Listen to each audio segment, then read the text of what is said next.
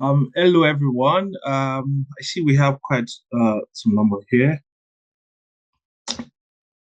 So yeah, my name is Lucky Rumes Benu. I'm a certified Servicenow technical architect, and what we basically will be running through today is just an introduction to ServiceNow. But I also want this session to be a bit interactive. I want to um, I think I want to start with really getting like a feel of the the people we have on this call here, how what they know about ServiceNow, right? I think we would start off with that. So probably if you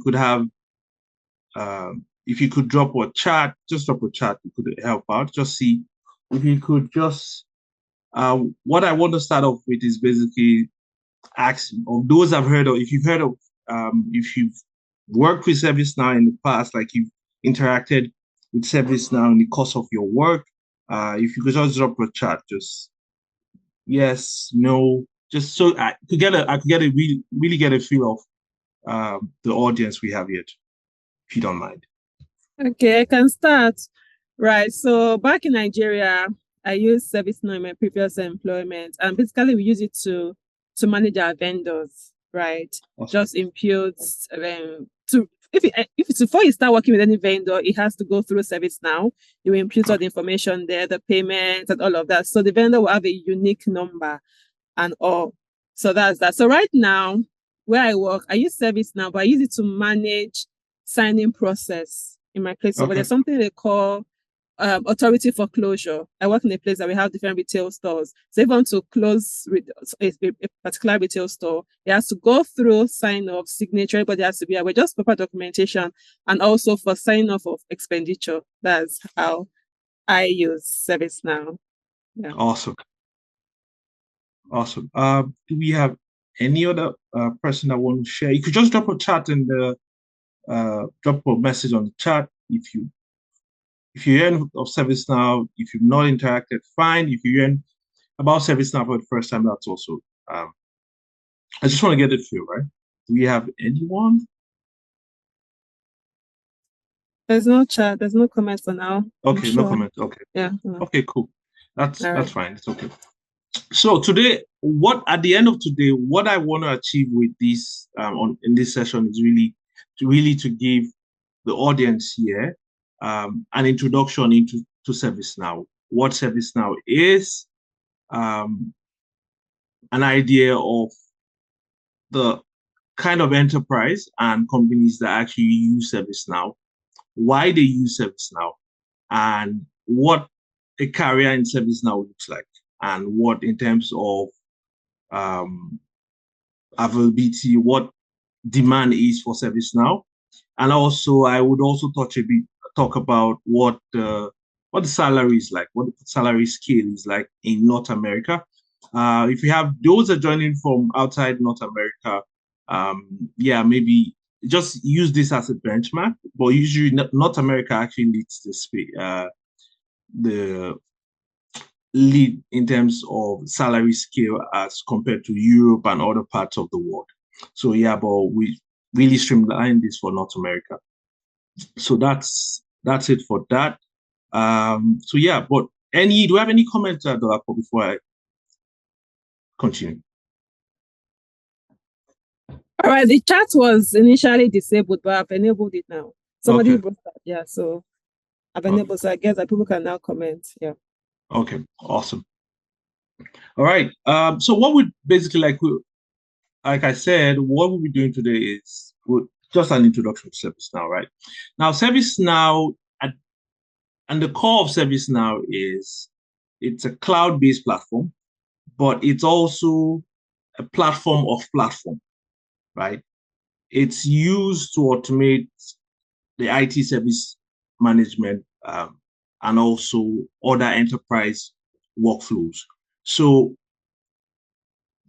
if you when you talk about IT service management, you talk about how your request is made in in an enterprise, how change is managed in an enterprise, how incidents is managed in an enterprise, how knowledge is managed in an enterprise. Now, I'll break it down a bit. So incident, for example, you have a password issue. You're trying to log into you open your laptop for the day, you're starting work and you're trying to log in and you have issues with your password, right? Now, usually what you do is, I would think most times is you would call the service desk of your company, right? Now, the service desk is the first tier. You call the service desk and the service desk, they might do some troubleshooting, and if they don't get past that, they can't help you, then they log an incident. Now, with Servicenow, that incident process is managed. So it goes from how it's assigned to one queue, and the whatever triage that's done there, that's documented in that in the incident that's created, and it goes in a workflow from start to the end at the end of the day. And then also change management, right? Change management is also managed under the ITSM, IT service management, as a module in ServiceNow. Now, at this point, I would pause and see if we have any questions, because I really want to make this very interactive. I don't want to be just talking about just talking on and on. If you have questions, if you please feel free to drop it in the chat, and I'll definitely address that. Now, I also talked about other enterprise workflows. Now, in an enterprise, we have so many processes in an enterprise. So you have the security operations. You also have asset management, right? And you also have HR. You have GRC. You have customer service management. And all these, they call models in ServiceNow. These are different models in ServiceNow. Now, at the base level, what ServiceNow does for organizations is it helps them to it creates their existing process, right? Bring it into ServiceNow, and it's managed with a workflow. That's what ServiceNow does. So it's a platform of platform. Now you have companies that have very complex workflows. So for example, ServiceNow has an HRO model, and what companies, a lot of organizations do with the HRO model is they implement the HRO model, and they configure the HR process in that HRO model. But you also have organizations that say the HRO model you have in ServiceNow does not fit our process entirely. So what they do is they build applications in ServiceNow that actually maps their process. And at the end of the day, they have the platform, ServiceNow platform. They have the ITSM model, which is the incident, change, request, knowledge, right?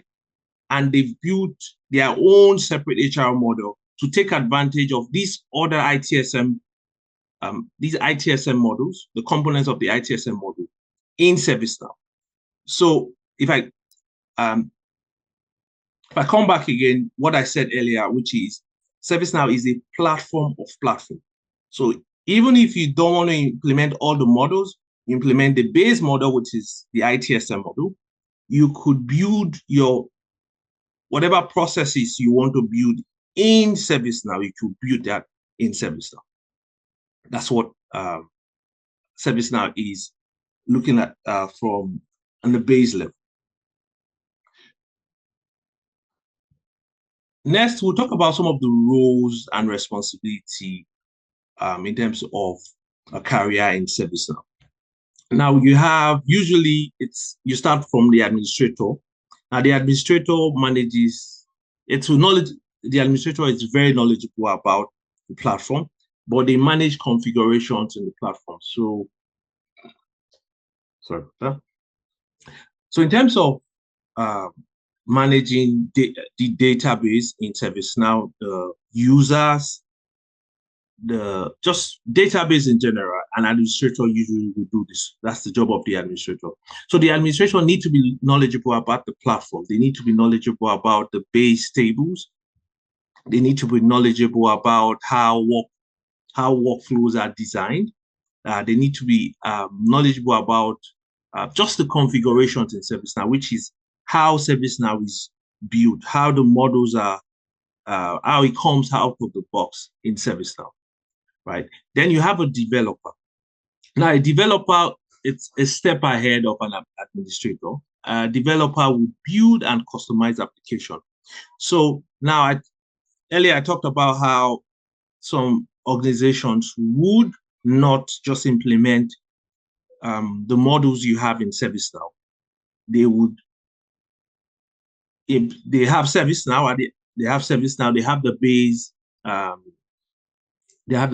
model, which is the ITSM model, but they would build applications that would map their existing process in ServiceNow.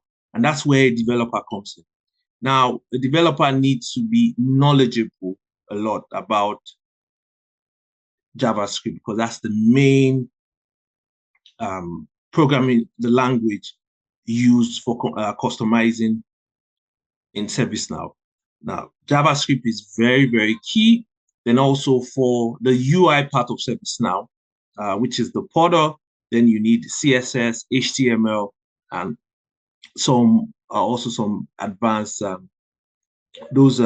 advanced languages. But it's really a minute part of customizing in ServiceNow. Now, the basic is usually the backend, which is you use JavaScript as core for ServiceNow.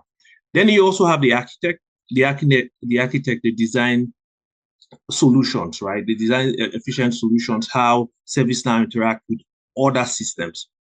Then also you have the consultant. The consultant advise business on the implementation of ServiceNow. Now they advise businesses, organizations, how well to get their current process and how to replicate their current process in ServiceNow, and a lot of times give them best practice on how to achieve their future state. Because note that at the end of the day, what ServiceNow allow organizations to do is they have their existing process, and definitely they have some bottleneck, they have some pain point in their process. Now they want a system where they implement digital workflows, right, to make those bottlenecks they have, to make it seamless. That's why they're implementing ServiceNow. So that's where the consultant come in. But at this point, I would like to pause and see if you have any questions at this point that you have any before I move forward. Any questions?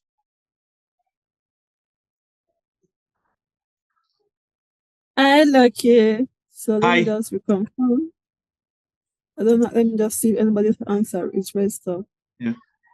No questions for now, but guys, can you know that the chat is now open? You can raise your hand or put a question in the chat. Thank you. You can go ahead, Lucky. Awesome. Now, I know a couple of people might be thinking, okay, yeah, ServiceNow. Yeah, you talked a bit about ServiceNow, but like, who uses ServiceNow? Now, at the last count, over 7,400 organizations globally use ServiceNow, and this includes Fortune 500 companies. I'm based here in Canada, so if you have a lot of audience, if you have members of the audience here that are actually based in Canada, it's a lot of like the top 4 banks in Canada, they use ServiceNow. CIBC, Scotiabank, RBC, and BMO, TD. Top 5 banks, they use Scotiabank. The top insurance companies, they use ServiceNow. Name them. Then the government also uses ServiceNow. The federal government, the provincial government, I I can assure you they use ServiceNow. They a lot of them are implementing ServiceNow recently. Recently, the last 2 3 years, we've seen a lot of implementation on ServiceNow. So yeah, it's really the platform for organizations.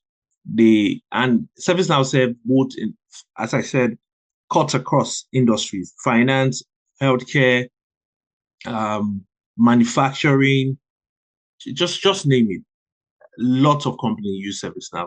And what this implies at the end of the day is there's a huge demand for ServiceNow professionals, right? What I also want to do is at the end of this, at the towards the end, right? I also would walk us through how a demo of how workflows, how ServiceNow is used, right? The workflows in ServiceNow, I would definitely walk us through that. But just just a heads up for everyone here. Now, a live example of ServiceNow solutions, right? Like I said earlier on, incident management, um, resolving IT issues efficiently at a global bank. And IT issues can vary from, like I said, login issues. It might vary to issues with uh, let's say, wrong. So, for example, you're onboarding a new employee, and the employee got the wrong laptop that was ordered for the employee, for example. These issues, these are IT issues are managed with the incident management. Now, if you come back a bit, I talked about the ITSM model. Now, incident management is part of the ITSM model in ServiceNow. Then also talked about HRO service delivery. Now, onboarding process for a lot of organization, it's if you have different systems you use, then it's usually a nightmare. Now, I'll give you an example, a real life example. Now, if a company that has different system, when a new employee joins the company, the organization, what happens is they do onboarding, and you order a uh, laptop or a workstation for the employee. And if you're using different systems or use one system to order, the manager would order usually the manager orders the workstation for the employee. Then, depending on what system they do, the manager needs to send an email for login as access for that employee, right? Now, that's two different systems they'll be using, right? Then you're talking about HRO, the HRO process that needs to also go through. Now, HRO would have their definite process. Usually, they have some of the HRO systems they have. They could use that HRO, maybe ADP for payroll, or whichever HRO system they have. Now you're using different systems. Now, what happens at the end of the day is you find out that a newly onboarded employee, it takes them close to 2 to 3 weeks to get everything sorted because you're using different systems for the process.